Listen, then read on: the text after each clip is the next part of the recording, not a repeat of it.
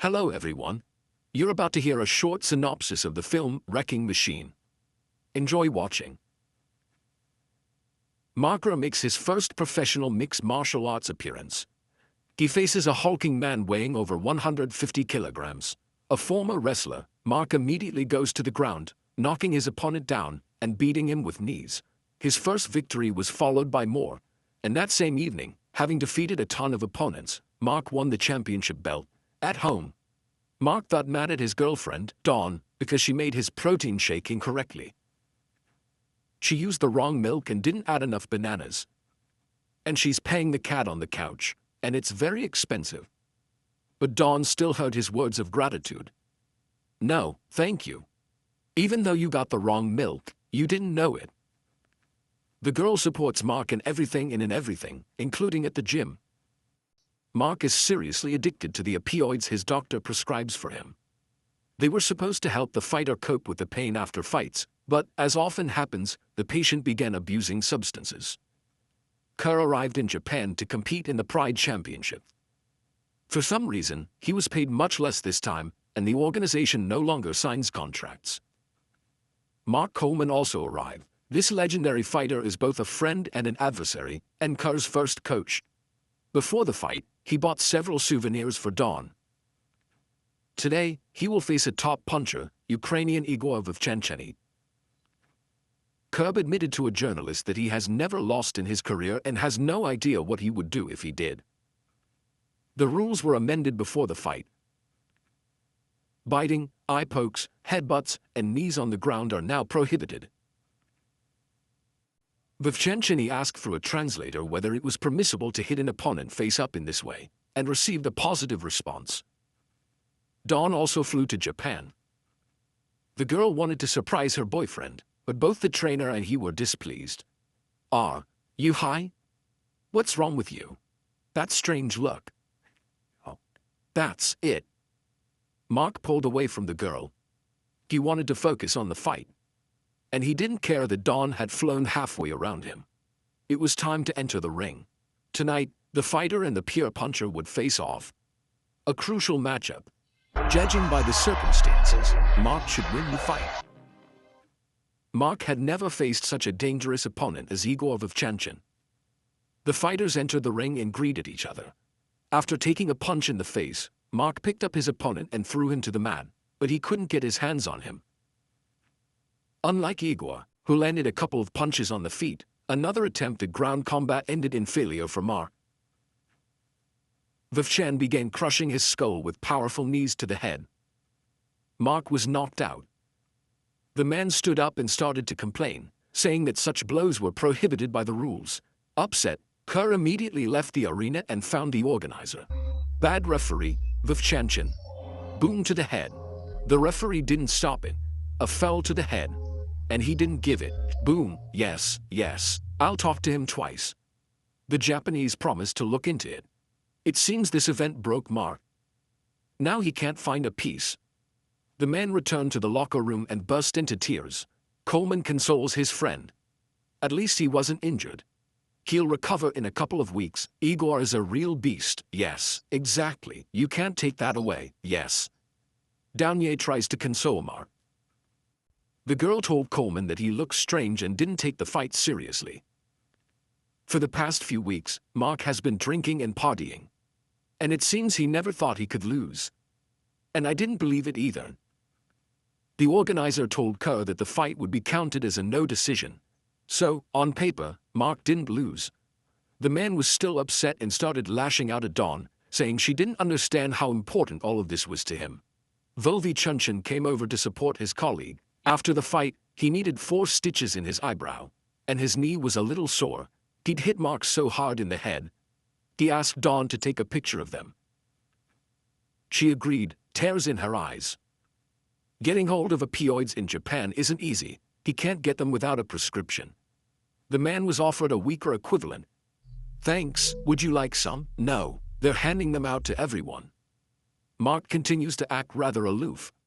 The first thing Kerr did in the US was get himself some pills.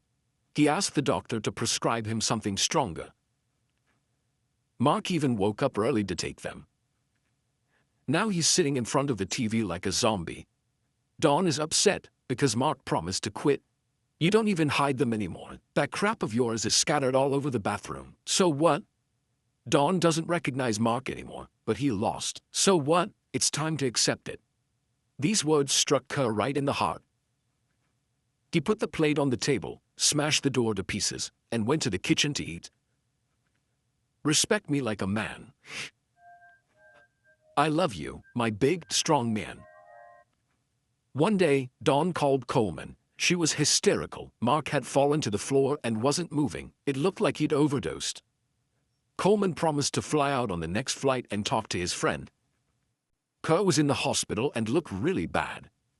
He was embarrassed to talk about his problem. Dawn couldn't wake him up then. The paramedics arrived. They couldn't wake Mark either. The big guy woke up in the hospital. Listen, tie it up already, please. But it's okay. Coleman hugged his friend, and he admitted that he didn't want to die. Well, then we need to act right now. Returning home, Kerr collected all the syringes and ampules to throw them in the trash. Then Mark went to rehab. Coleman flew to Japan without his friend. The veteran admitted that he still fights to support his family. After all, it's a good way to earn money. Few believe in Coleman anymore, but he noticed his first opponent that pride ate in his friend's style. Kerr left the clinic stronger and more energetic. The man finally went for a walk around the house, as she had long asked him to. However, he refused to get on the rides. This guy has a very weak stomach. The children's carousel was another matter. The demolition derby didn't please Mark either. After all, he is a wrecking machine. A crowd of 40,000 should admire him. Kerr is bored at home and takes it out on Dawn. Now she's not caring for the cactus properly. Mark carefully cut off the baby cactus, and she complimented him on how he would be a wonderful father. But Kerr lost his temper again. He claims Dawn is forcing him, and he doesn't have time for the kids right now. Besides, he does everything around the house himself. Seriously, the pool is covered in leaves. Are you kidding me, Mark? They attacked him this morning. Dawn tells her friend that Mark has changed a lot. When he was using, he was gentle and affectionate, dependent on her, but now he's become rude and clingy. This morning, Dawn took 4 aspirin with Badoon. Kerr thinks she's making fun of him. He only got sober 3 weeks ago. He immediately called his coach to complain, because Dawn's behavior is having a negative impact on him. I wish you and Jeff a happy life. Did you hear that? Dawn ran away, breaking Mark's gift and leaving him alone. To get back in shape, the man came to train at Baz Ruden's gym. The organizers told him to develop his striking technique because no one needs wrestling.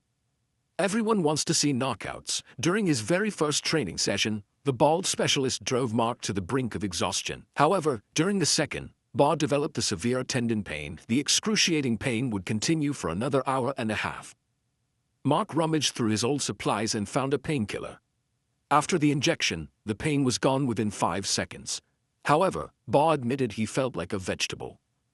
Kerr also threw these ampules in the trash. He was determined to get back into shape, and nothing should hinder him. Mark focused on training to prove to the organization that he could still show his class in mixed martial arts. Thanks to his persistence, he qualified for the Pride 2000 Grand Prix. Kerr will face local star Anthony Noe. The friends will compete together again. Mark remembered the meaning of fame and the love of the crowd. Igor Vovchanchin stood in the ring next to him and Coleman. Coleman entered the fight first. He defeated the Japanese via submission and secured a spot in the tournament finals. Vovchanchin also easily dispatched his opponent. Finally, it was time for Kerr to face the Japanese jiu-jitsu fighter. Everyone wondered if Mark had lost his fire after all the troubles. The fighter proved his class with his actions. Anson quickly found himself under Mark, who brutally kneed him in the ribs. The friends will compete together for a $200,000 check. They've never fought each other before, but for that kind of money, they'll kick anyone's ass. Mark's relationship with Dawn has improved. She fixed that broken bowl. However, Boss suspects that Dawn might be a bad influence on Mark. He didn't want to let his students spend a whole week with that woman. Mark got rid of his curls and went bald, just like Doobie the Rock Johnson. Today, both Ball and Coleman call them at home. They don't want Mark to take Dawn with him to Japan, saying she'll distract the fighter. This causes the girl to throw a fit. Look me in the eye and tell me you hate me. That's all. What for? I won't say it. Dawn asks Mark to share with her, to talk about training. He thinks she's sticking her nose where it doesn't belong. It all escalates into a serious fight. Dawn is furious about the stupid fights and Mark's equally stupid friends. He hates her for her laziness. And the late-night parties until 4 a.m. Mark is tired. He asked Dawn to cancel the planned party. And she really wanted to have fun. Dawn, go to your room, pack your bag and get out. Suddenly, Dawn pulled out a gun, but Mark managed to take it away before she could hurt herself. Then she locked herself in the bathroom. The big guy broke down the door, grabbed Dawn, and hugged her tightly. Afterwards, the police arrived and took the girl away. She needs to be examined by a doctor. Overall, Mark wasn't in a good mood before the important tournament. If he and Coleman win their fights, they'll have to face each other in the ring. The older men will fight first. The fight wasn't easy. The fighters clinched a lot, but ultimately, the Japanese simply fought out the remainder of the bout. The judges unanimously awarded the victory to Coleman. It was time for Kerr to face his Japanese opponent. Kazuyuki Fujita is a very serious opponent. Mark started the fight confidently. He knocked the blonde fighter to the mat several times, but the tenacious Japanese fighter constantly dodged his devastating blows.